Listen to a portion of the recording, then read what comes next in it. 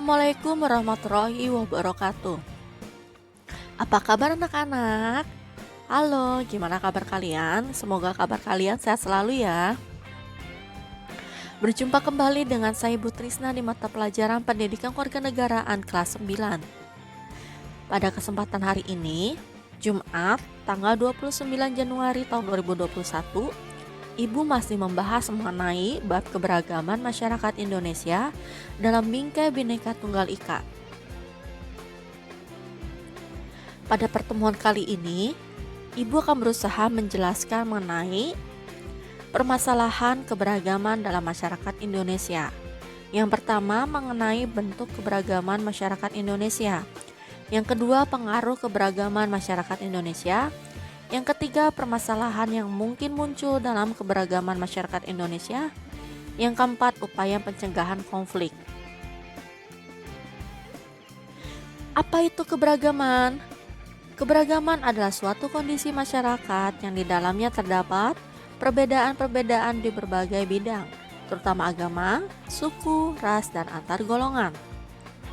Kekayaan bangsa Indonesia akan keberagaman merupakan suatu hal yang harus dijadikan sebagai dorongan bagi masyarakat untuk memahami setiap keberagaman yang ada di masyarakat Indonesia, agar keberagaman yang dimiliki menjadi sebuah kekuatan sehingga bangsa Indonesia dapat lebih maju dan lebih bermartabat. Terdapat berbagai bentuk keberagaman masyarakat Indonesia, yaitu suku bangsa, adat istiadat, agama, ras, dan golongan. Yang pertama, Ibu akan menjelaskan mengenai suku bangsa. Suku bangsa sering juga disebut sebagai etnik, yang berasal dari kata etnos dari bahasa Yunani yang artinya masyarakat. Etnik merupakan golongan masyarakat yang didefinisikan secara sosial berdasarkan berbagai macam karakteristik kulturalnya. Karakteristik kultural yang dapat berupa bahasa, agama, asal suku atau negara, tata cara hidup sehari-hari, makanan pokok, cara berpakaian, atau ciri-ciri kultural lainnya. Etnik terbentuk berdasarkan definisi sosial dan bukan merupakan definisi yang didasarkan pada faktor keturunan atau biologis.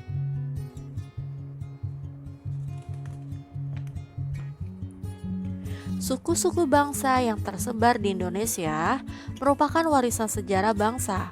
Persebaran suku bangsa dipengaruhi oleh faktor geografis, perdagangan laut, dan kedatangan para penjajah di Indonesia.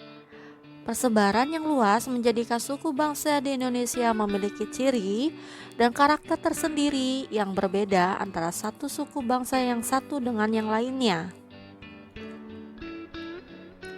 Selanjutnya, Ibu akan menjelaskan mengenai adat istiadat.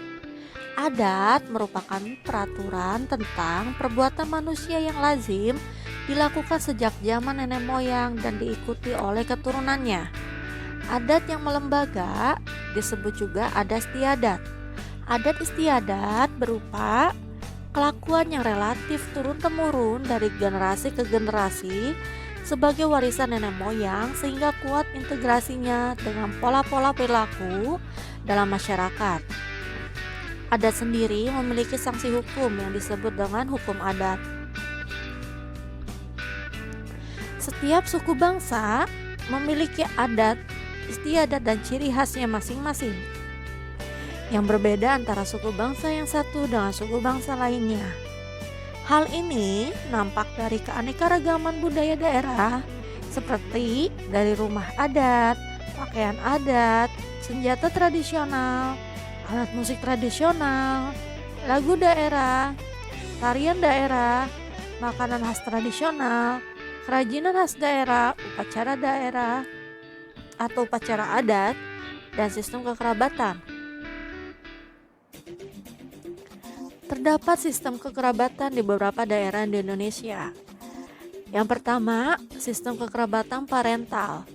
Sistem kekerabatan parental menarik garis keturunan dari kedua belah pihak, yaitu dari ayah dan ibu. Kedudukan laki-laki dan perempuan sama, misalnya di daerah Aceh dan Jawa Barat. Di daerah parental, Apabila suatu anggota masyarakat akan menyelenggarakan pesta perkawinan, maka menurut adatnya biaya pesta ditanggung oleh kedua belah pihak atau berdasarkan kesepakatan masing-masing pihak. Di Jawa Barat, misalnya di adat Sunda, biasanya pihak laki-laki mengeluarkan biaya untuk membawa barang seserahan, serta memberikan bantuan dana untuk penyelenggaraan pesta kepada pihak perempuan. Sedangkan pihak perempuan mengeluarkan biaya untuk penyelenggaraan pesta.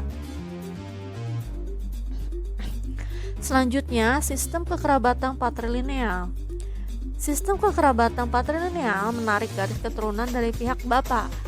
Kedudukan laki-laki lebih tinggi dibandingkan perempuan. Misalnya, di daerah Palembang dan Batak. Di daerah patrilineal, jika ada suatu anggota masyarakat akan menyelenggarakan pesta perkawinan, maka seluruh biaya perkawinan ditanggung oleh pihak laki-laki. Sedangkan pihak perempuan tidak dibebankan untuk menanggung biaya perkawinan, kecuali atas kesepakatan kedua belah pihak. Dan yang ketiga yaitu sistem kekerabatan matrilineal. Sistem kekerabatan matrilineal menarik garis keturunan dari pihak ibu. Kedudukan perempuan lebih tinggi dibandingkan laki-laki. Misalnya di daerah Minangkabau. Di daerah matrilineal, jika ada suatu anggota masyarakat akan menyelenggarakan pesta perkawinan, maka biaya perkawinan sepenuhnya ditanggung oleh pihak perempuan. Dan pihak laki-laki tidak dibebankan untuk menanggung biaya perkawinan kecuali atas kesepakatan kedua belah pihak. Selanjutnya Ibu akan menjelaskan mengenai agama. Landasan kehidupan beragama di Indonesia adalah Pancasila, terutama sila pertama yang menyatakan ketuhanan yang Maha Esa, dan pasal 29 ayat 1 dan ayat 2 Undang-Undang Dasar Negara Republik Indonesia tahun 1945. Berdasarkan Pancasila dan Undang-Undang Dasar Negara Republik Indonesia tahun 1945, bangsa Indonesia mengakui adanya Tuhan. Namun, bangsa Indonesia tidak menyatakan diri sebagai negara, agama, atau menjadikan agama sebagai dasar berdirinya negara. Agama merupakan satu hal yang tidak terpisahkan dari kehidupan masyarakat Indonesia. Keanekaragaman suku bangsa, letak geografis, dan latar belakang sejarah merupakan faktor penyebab terjadinya keragaman tersebut. Pemerintah menetapkan agama Islam, Kristen, Katolik, Hindu, Buddha, dan Konghucu sebagai agama resmi penduduk di Indonesia. Selanjutnya yaitu ras. Ras merupakan sebuah kategori dalam antropologi fisik untuk menentukan kelompok orang dari asal yang sama.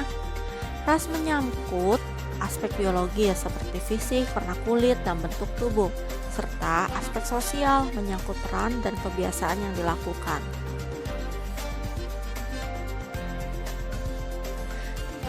Terdapat beberapa ras yang ada di Indonesia. Yang pertama, ras Melanesoid. Ciri-ciri golongan Melanesoid adalah rambut keriting, bibir tebal, dan kulit gelap. Kelompok manusia yang termasuk golongan ini adalah penduduk Pulau Papua, Kai, dan Aru. Yang kedua yaitu ras Mongoloid. Ras Mongoloid adalah golongan terbesar yang ditemukan di Indonesia dan dianggap sebagai nenek moyang bangsa Indonesia.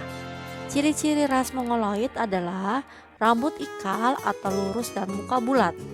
Golongan ini terdiri atas golongan Melayu tua, Proto-Melayu yang menurunkan suku Batak, Toraja, dan Dayak, serta golongan Melayu tua, Diutro-Melayu yang menurunkan suku Jawa, Bali, dan Banjar. Selanjutnya yaitu ras Negroid. Ras Negroid merupakan sifat seperti orang Negro, tetapi mereka bukan keturunan Negro dengan ciri-ciri rambut keriting, perawakan kecil, dan kulit hitam. Persebarannya di Semenanjung Malaka dan orang mikroskopi di Pulau Andaman. Lalu ada ras Wedoid. Golongan Wedoid berasal dari Sri Lanka dengan ciri-ciri kulit sawo matang dan rambut berombak. Persebarannya ada di orang Sake di Siak, orang Kubu di Jambi, orang Enggano di Bengkulu, Mentawai, Toala Tokea, dan Tomuna di Kepulauan Muna. Dan yang terakhir yaitu golongan. Golongan merupakan kelompok atau kumpulan manusia sebagai satu kesatuan identitas dengan adat istiadat dan sistem norma yang mengatur pola-pola interaksi manusia dalam kelompok tersebut. Golongan yang dimaksud dalam hal ini memiliki cakupan lebih khusus tetapi menyeluruh. Dikarenakan durasi waktu, materinya Ibu cukupkan pada 3 materi di awal. Untuk pengaruh keberagaman masyarakat Indonesia, permasalahan yang mungkin muncul dalam keberagaman masyarakat Indonesia akan Ibu jelaskan pada pembahasan pertemuan selanjutnya. Cukup sekian materi dari Ibu. Selamat mengerjakan tugas. Terima kasih. Wassalamualaikum warahmatullahi wabarakatuh.